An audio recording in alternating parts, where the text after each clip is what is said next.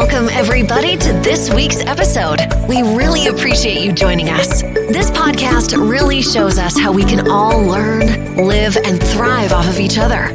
By sharing our knowledge through our conversations, we will impart some knowledge whilst learning ourselves how to progress even further. Here is your host. This is Omobola Stephen, the host of the Backstory With Omobola Stephen. On the Backstory, we like to focus on what is now worked and what we make it work, focusing on government and politics and other subtopics like the environment, society and culture, and also science and technology. Today, I have Sergeant James J. Brun, also known as the retired spy, who's worked with the intelligence branch of the Canadian Armed Forces. Welcome with me on the show today, J. Brun. Thank you. My pleasure to be here. Pleasure having you on the show. You have retired from active duty. Now you have 25 years experience as an entrepreneur. Do you think that much of what you learned can be utilized in the civilian world that we have presently?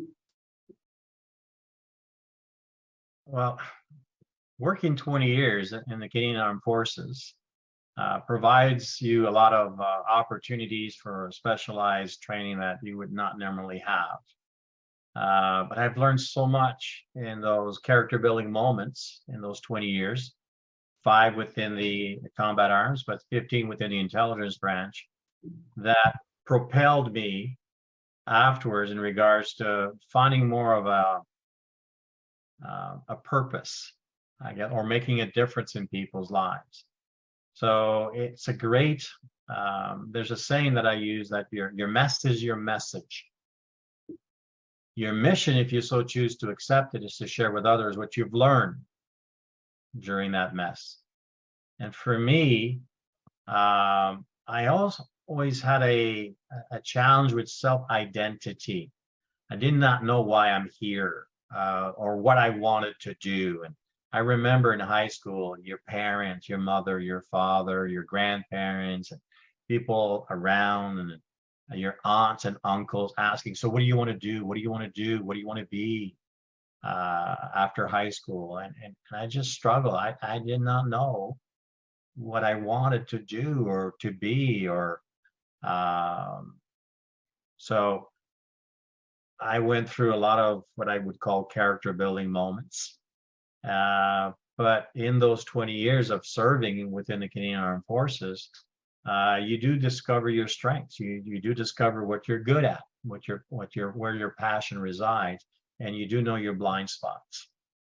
And then from that provides sort of like a framework in regards to, okay, where can I specialize? Where can I focus in my entrepreneurial career? Which today we are now in our 25th year as a training company, helping and equipping people for works of service. So I'm a big advocate that your past does not dictate your future, but your past does prepare you for your future. And now I'm living it. I'm actually in an area where I can make a difference in people's lives. It's what I call the legacy awareness factor. Right. Now, still talking about being an entrepreneur, I'd like you to share with my audience, how was the transition like, right? You know, from your career to now being a successful business owner and also in your job? Well, there was always an entrepreneurial DNA in us, because my father, I come from a small village. We were barely 200 people. It's a lumber town, and my dad owned the gas station. So that's where I worked during the summer, pumping gas or for gasoline. And then my father then had a sawmill. So he had a gas station and a sawmill. And again, he's an entrepreneur. And then he had what they call a chip harvester. So cutting down trees and running it through a chipper where it does the wood chips, so that he could sell that to the sawmill to make paper. So he's had 3 companies, running 3 companies, but he was an entrepreneur. So I grew up with that entrepreneurial mindset. But my father would always say, make sure you find yourself a good, safe federal job. Federal job, because government, federal, you don't have a lot of as much responsibilities as an entrepreneur. An entrepreneur is not going to pay himself first. He or she is going to pay the salaries of other people before paying themselves. So it's a different mindset. And my dad just saw that, he wanted us not to struggle as much as he struggled. So guess what? I joined the military. I did 20 years in a government employment. Every 2 weeks, you get your paycheck. It's a nice, safe paycheck. But that entrepreneurial DNA was still inside. So I wanted to be in charge. I wanted to run my own company. I wanted to make a difference. So I took everything that I found or learned and then not being able to transit. And what I was good at is equipping people, training and teaching people. So I just have a very systematic that I can take any person, any organization, decode their human capital, their strengths, and then maximize their strength. So that became sort of like the hub or the mantra of our company, DHC Training Solution, Decoding Human Capital Training Solutions. So we provide training solutions for corporations, whether they're government or private corporations. We focus on equipping people for works of service. We all have works that we do to serve others. So we are equipping them and providing them our model of reference to understand people more effectively so that they can communicate more effectively. So the entrepreneurial side of me was always there. And I guess maybe that's why I after 20 years, I resigned from the military and I decided to start my own training company. And we've been doing it successfully now for 25 years. And I'm still loving it. I just came back from Cancun this week. And I'm like, wow, we're going to go back and we're going to be doing training in Cancun on the beaches. Imagine that. It's a different lifestyle. So the entrepreneurial side is I can reach more people with that platform than if I was in government. I actually do more work now for the Canadian government.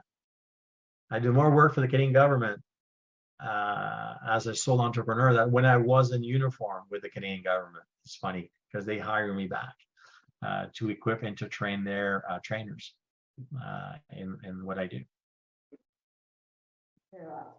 Jean, how was your experience as the professional spy? How does it influence the way you approach problem solving in your personal and also professional life? In problem solving? Yeah. Well, in every interaction, I've learned that in every interaction you have with people, you will either complete or compete with that interaction. Now, my first mother tongue is French. Second is English, and I speak Discanese. So I'm a trilingual speaker. Now, in English, the word complete and compete, they're very similar. But one has the letter L. You complete versus compete. Two people competing, who's going to be in charge, versus completing, as in working with another person. So my mind goes into, well, how do I complete? So the letter L, if you can find a common link, a common like, or a common love, you're going to make a connection. You'll be on your way of completing that interaction versus competing with that interaction. So it's a big factor here in regards to when you're looking at someone, when you're working with someone, can you find a common link? Can you find a common like? Can you find a common love? And when you do, you can make a connection. I've designed a platform called the Rapport Ladder. So how do you connect with people by design and not by chance? How do you complete that interaction? So the Rapport Ladder has 4 rungs. So the first step that we need to do is listening, followed by observing, followed by discerning, followed by speaking. So when we interact with people, if we want to make that connection, I'm not a big advocate of instant rapport. Rapport for me is at the top of the ladder. That's the highest state of relatability between two people. I do believe you can make an instant connection if you can find that common link, that common like, or that common love. How do you do that? By listening.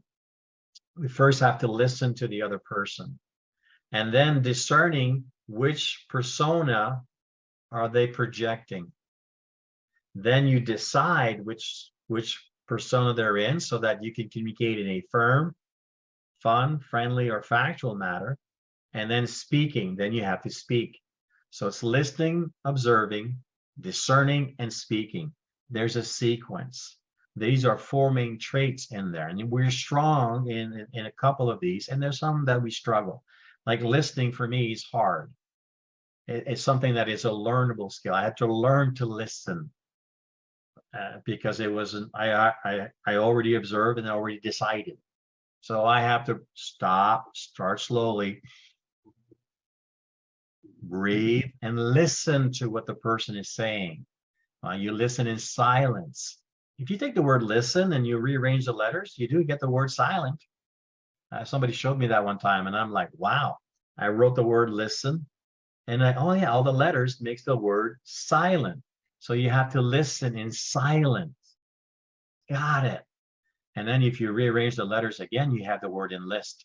So if you listen in silence, you'll be able to enlist the proper response. So it provides that opportunity that, okay, you want to really connect with them, right? You don't want to compete with them, you want to complete. So how do you do? Find that the L factor, common link, common like, common love. But then there's a rapport ladder that you can actually step 1, step 2, step 3, step 4, enable to get there. Because at rapport, this is where you sign the business contract. This is where you're really relating and people and really connecting. This is where you've established and maintained trust with people.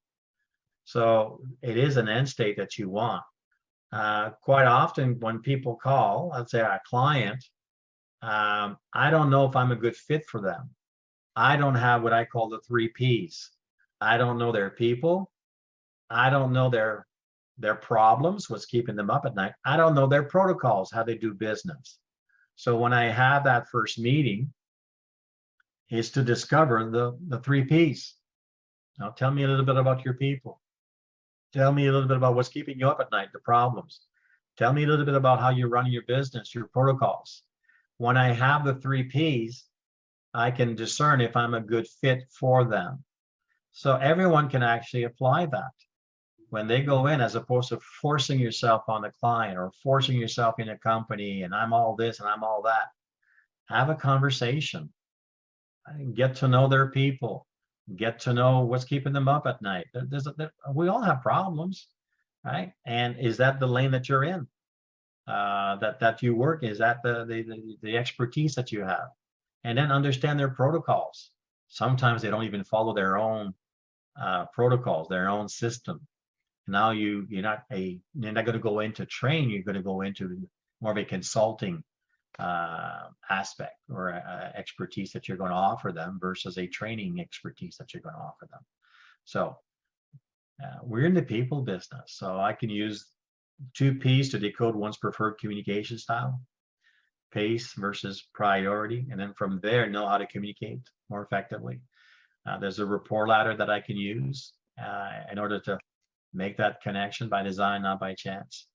And then when I have that conversation, the 3 Ps with that.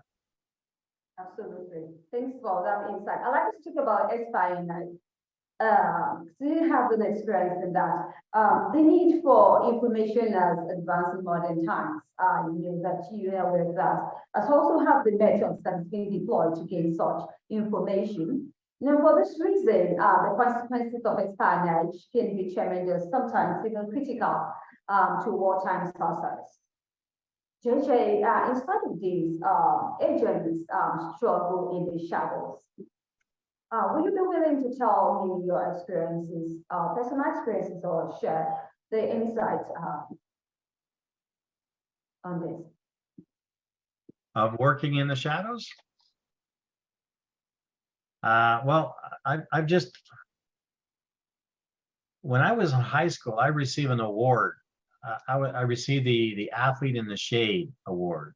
And I was almost programmed at a very young age that it's safe to work in the shadows or to be in the shadows. And maybe that's why I decided to go within the intelligence branch, because we do tend to work in the shadows. But you can't spend all your life in the shadows. At one point, you're going to have to step out of the shadows into your spotlight. You were designed, created, invented to make an impact and a difference in people's lives. When I was working as a contact handler in Bosnia, my first case, my first person that I was given that I had to build a relationship, this gentleman we branded him as the self-declared mayor of Mostar. He was not the mayor, but he sort of like projected himself as the mayor. So he was more like the Al Capone, if you wish, or running that whole canton and that Obstina. Now, how do you build a relationship with somebody that profited tremendously throughout the ship? So I use the 10 most effective feel-good ice-breaking questions. I memorized these questions because I was told that if you memorize these questions, you will always be able to carry conversation with people. And people do want to talk. If you can find their hot button, right? If you can just press that button. And the first question that I asked him, I said, I'm just curious, right? I'm just curious. And that leaves the subconscious mind open. I said, oh, what are you curious about? I'm just curious. How did you ever get interested in politics? The power of the question, because it's a thought-provoking question. It can't be answered with a yes or no. And the original question is, how did you ever get started in the widget business? And you replace the word widget with whomever you're talking. So he was the self-declared mayor, or he projected himself as the mayor. So that's politics. And I just reframed it as, well, how did you ever get interested in politics? Because if you ask that question, they'll talk for 10 minutes nonstop. He talked for 45 minutes nonstop. And the more he talked, the more he showcased his preferred communication style. And it gave me an opportunity to really focus on him as he was talking. So yeah, we work in the shadows, as in that we weren't necessarily seen. It was always a back room or offices. But at one point, you get to be known. And from there, you get to step out of the shadows into the spotlight, and you take more of a leadership role. And then you share with others what you've learned. There's a saying of your message. And in your mission, if you so choose to accept it, just to share with others what you've learned. Well, I spent a lot of time in the shadows. Both professional and career. But I'm at the point where I need to step out of the shadows and share with others what I've learned to help them also get out of their shadows and claim their power, claim their position in life, to make a difference in people's lives. It's leaving your mark, and it makes a big difference when you sense that you've given, and the more you give to others, the more you receive from others. So it's a good way of seeing life now for me. I wish I would have done that a little bit earlier. But those are the timelines that I had. Okay, so I worked in the shadows. Well, there's a lot of people that work in the shadows.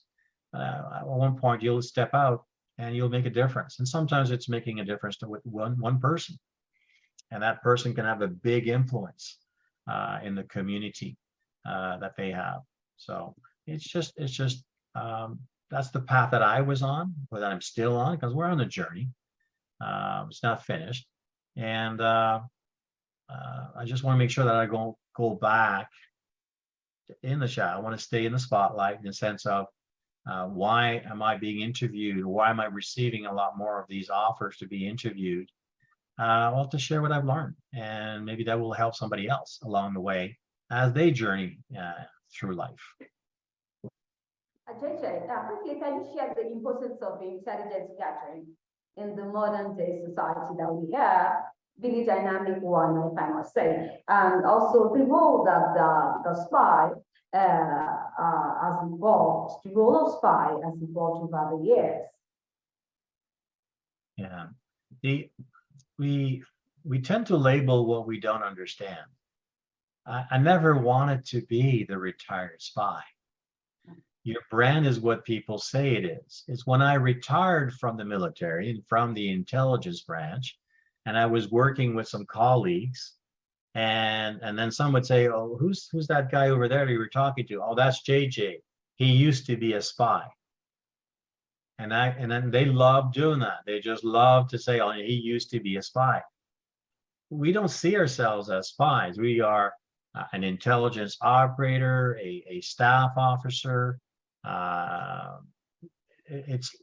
Society tends to label what we don't understand. We see the James Bond movie and we think that's the spy era. We see the Mission Impossible, the brand new Mission Impossible movie that just came out. Oh my gosh, never had the car, never had the all the beautiful ladies. I'm not so good at playing poker. As in, they paint this persona, right, of James Bond or of the Tom Cruise in his Mission Impossible, and then you see all the other movie series, the Jack Ryan, the CIA operative, and I'm like, oh my gosh. Now, do I believe that some of that exists? Yeah, there's some of that, but it's all movie, it's entertainment. It doesn't take an hour, a 1 hour episode may have taken 2 years of work in real life. So we have to take it with a grain of salt in regards to what we see on the but it's entertaining when you're seeing all of these little documentary, whether it's on Netflix and Prime Video. There's a lot of good series out there, but there's also some very good documentaries in there in regards to people who have lived the spy life and that were found and lost their lives, but have also left a legacy behind of what they were able to change the course of history. So there's still very people are still interested in that area. Just to know that for me, and I think a lot of our within the intelligence community, we don't see ourselves as spies. It's more of it's a vocational direction. We are intelligence analysts, staff officers. We have a different title or responsibilities, but people tend to label what they don't understand. And we're okay with that. We understand. Why did I accept to be branded as the retired spy? Well, I'm an interpersonal skills expert, or I'm a recognized global authority in communication and relationship development. I'm a 3-time award-winning speaker. But what do people remember me as? The retired spy. So it's a brand. If there's a stickiness to it, and you know what? After 8 years of running away from it, I accepted it. Okay, let's play with it. Let's have some fun with it. And now I can go into conferences. Quite often, I'm asked to open a convention, and I will do a live decoding of the room. I will actually go inside, and there's maybe 1,000 people in the auditorium, and I will decode their preferred communication style live. And they go, oh my gosh, how do you do that? And then I show them the 2 P's to decoding human capital. I show them the rapport ladder. I show them the 3 P's to. I would like you to tell me the importance of intelligent gathering. Now, this is the work that you've done in time past.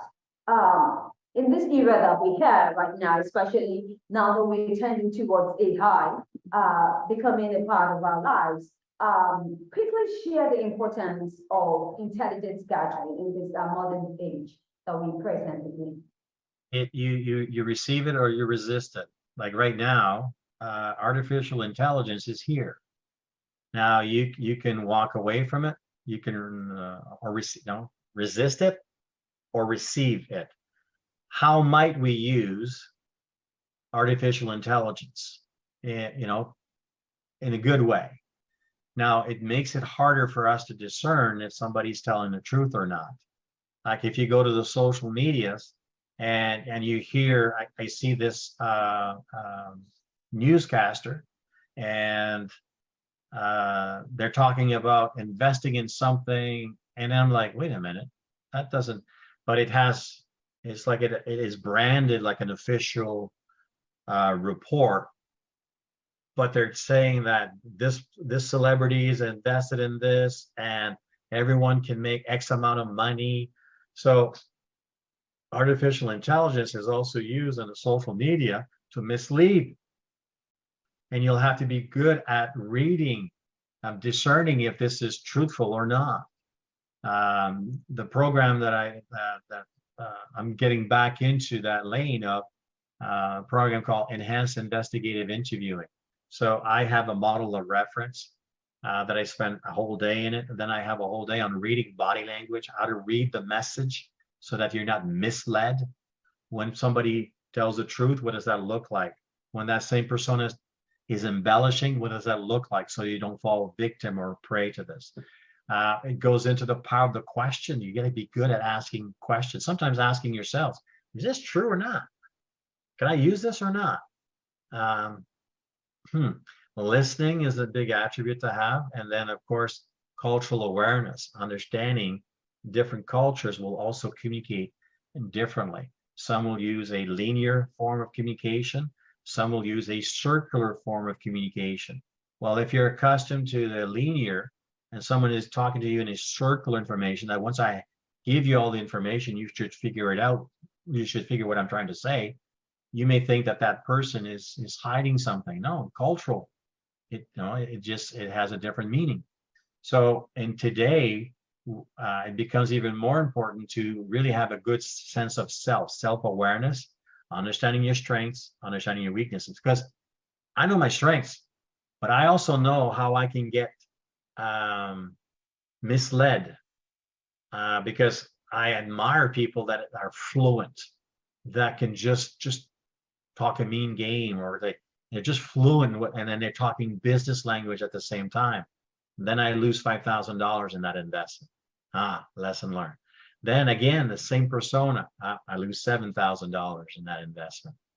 And then when I lost $10,000 in that investment, and my wife, Julie, my business partner, she had a feeling every time about these three investments. She had a feeling there was something not. Now I'm like, well, tell me more about how you feel about this, because I was how I think about this, but she was always going on the feeling side of things, but she was able to discern things that I was omitting. I'm like, isn't that interesting? Having a strong sense of self, you can protect yourself from yourself in times of need, so that you don't make these mistakes. 5,000, 7, 10,000, that hurt. And then I knew I needed to spend some more time with my wife to discern a little bit more her feelings, because she was better at discerning that area. So today's harder because you're bombarded with so much content, so much information. What is true? What is not true? We also have a lot more content that we can absorb to assist us in discerning. The podcast community. There's just so much. The TED Talk, the TEDx, the YouTube channels. There's just so much content out there that we can also pull into. How can I use AI? How can I discern if this is good AI or bad AI? Right? So that I can use this in my personal or my professional life. If you choose to resist it, if you choose to resist this, it's just going to run you over. Remember how we used to, I don't know about you, but you can tell the lack of hair that I have, my age, listening to music, right? It used to be that we had records, vinyls, and it went to cassette tapes and went to little CDs. That whole industry disappeared because they just stayed with it. Same thing with cars, fuel injection. We no longer needed carburetors, but they didn't buy into it. We'll stick with it. Well, there's no more cars with carburetors. You either accept technology, embrace it, receive it, but if you resist, you're going to get run over it. AI is here. I don't think it's going to disappear. So how can I learn about this? So now I'm going to start looking at workshops to learn about what AI is and what it's not, and how you can utilize it in business or in your personal life, so that you don't fall prey or victim to it. Thank you so much, JJ, for sharing your thoughts on today's show. JJ, do you have any projects in the pipeline you'd like to share with my audience? for me, it would be get good at asking questions. Let me just see here if I can send something to you. Yeah. So I have the 10 most effective feel-good ice-breaking questions. So I'll put the link in the chat for you. So if you want to share that, it really helped me. There you go. I put that in the chat for you. It's theretiredspy.com/10 questions. The better you are at asking questions, whether it's in your business or in your personal life, the better you are at asking questions, the better you're going to be at initiating a conversation that will lead to a relationship, whether it's professional or personal. That's what made me different when I was working overseas with all the different nationalities. Just to say, I'm curious. How did you ever get interested in the blah, blah, blah business, in the widget business? And from there, it just permits you to really be able to read other people's preferred communication style and then model it. So I would say for your audience, master the power of the question. It'll add tremendous amount of value for you. All right. Share your social media and links on your website. Can you share your social media and links on your website? Our website? Sure. Yeah, it's theretiredspy.com. www.theretiredspy.com, and you'll find everything that you need on there. And there's a couple of a nice little cool little spy stories in there also for your audience that wants to read a little bit more on there. All right. Thank you once again, JJ Brun, for sharing your thoughts on today's show, especially talking about the intelligence gathering intelligence and also importance of information, and really had a right time listening to your thoughts. I wish you best of luck in all the projects that you embark upon. My pleasure. Thank you for the opportunity to be here. All right. Now, this is the Backstory with Omobola Stephen, and I have JJ Brun, who has been the retired spy, who was worked with the intelligence branch of the Canadian Armed Forces. He's been doing entrepreneurship for over 25 years, and he's shared a bit about his experience with the intelligence gathering, and also as an entrepreneur with the audience of the Backstory with Omobola Stephen. If you'd like to catch up with any of these episodes, you can do so on any cross-promotion platforms or any distribution platforms you can meet you online. And you have a really great time listening to professionals and experts share their disruptive mindset conversation on topics on the government and politics, and also on society and culture, science and technology. Till I come your way, I need to stay on the good aspect.